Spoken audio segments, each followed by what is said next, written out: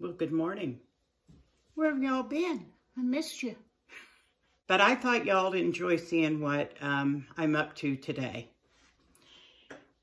This here is our, well, I'll put you down to where you can see the whole thing. This is our meat saw and grinder that we have. We used to process our own deer. In some years there were 3 or 4 deer because I had 3 boys and the old farmer. So we've purchased quite a bit of meat processing equipment so that we can do it here at home. We just sent in a 1,000-pound steer to be butchered, and so we need to clean out our deep freeze. Without realizing it, last year I got 44 roasts. That is way too many. My son and his wife split the beef with us, so they very rarely cook roast, and I might make 1 roast a month, but we don't use a whole lot. So what I've done is, this is my second day.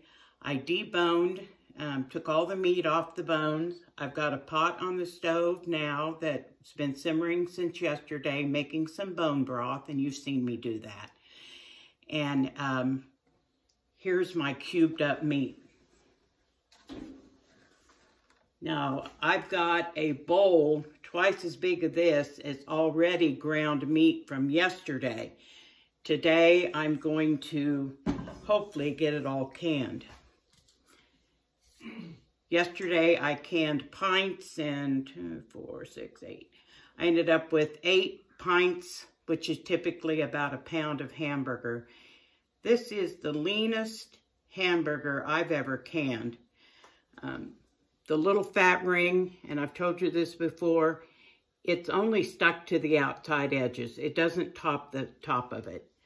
I've slightly browned the meat. It was still rare, so I would call it medium rare because I knew it would finish cooking in here. I did not drain it. I did not rinse it. I did not add extra, some add bouillon, water, anything. I just put in the hamburger and its own juices in here. So it made its own broth and very little fat. And I'm sure it's because I'm grinding my own meat and I'm not adding a lot of fat to it. So let me get it fired up. I'll show you how it works, but I'm not going to show you the whole process because it's a little noisy. Show you my setup. There's our bandsaw. It stands, I'm guessing, about 5 foot tall. The saw is in here for cutting. It'll cut bones and meat, whatever you need. And there's the big grinder attachment. What I have is just one of my kitchen chairs. And when I was in the hospital a year ago, I got all these pads, you know, that they put on your bed. So I thought those would be perfect to keep my chairs clean. So I've got one on the seat, one on the back. And it's really not too messy of a job. So let me get it fired up and you can see how it works. Here's my poor plunger. I don't think this is the one that went with it. The mice got a hold of it. Oh well, country life. But let's get started.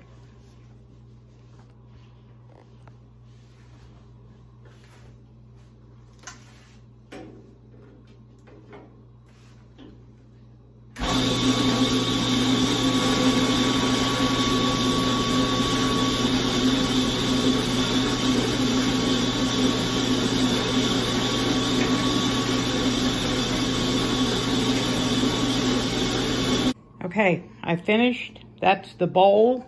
It's a pretty good sized bowl. And just so some of you aren't too concerned about this big blade here, this is a bandsaw. So the blade loops up through here, comes down through this here, and there is a guard on this so that you don't get accidentally cut. You noticed I had the meat setting here and was putting it into, the meat was there and I was putting it into the grinder, which was then going into that bowl. So it's got a guard on it so you don't get cut. And then the band, for people like me who didn't know this, I know any man watching this is going, no, that's common sense. But this big long saw blade loops up through here, goes down, and then underneath in this little cabinet there's a motor, and then it just rotates back up. Now what I'm going to do, as you noticed, I used a coarse grind. I wanted a finer grind at first, but I found out this works out pretty good. And I did not add any additional fat, just the fat that was in it. And most of the fat came off of the ribs. I trimmed the rib meat off and I'm gonna use that. I don't know if you're interested in seeing how this works, but the grinder, this attachment here, this piece comes off. And then there's all these discs, and we have multiple sizes. Let me grab a couple and I'll show you.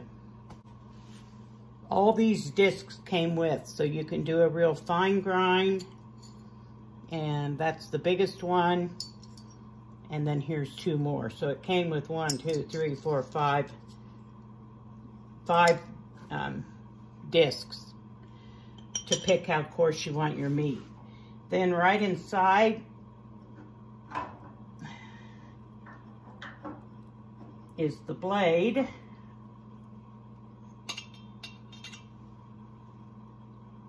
And that's what cuts the meat. And then inside of that is this, I don't know a technical term for anything, but this rotates and pushes the meat through. Just like any grinder or grater, anything that along those lines. Then this attachment comes off. Lefty loosey. No, that's right. I can never get it off. It's on there too tight for me. The old farmer will have to get it off. But this comes off and I can wash it all. And then I've got a special oil that I oil everything with to keep it from rusting.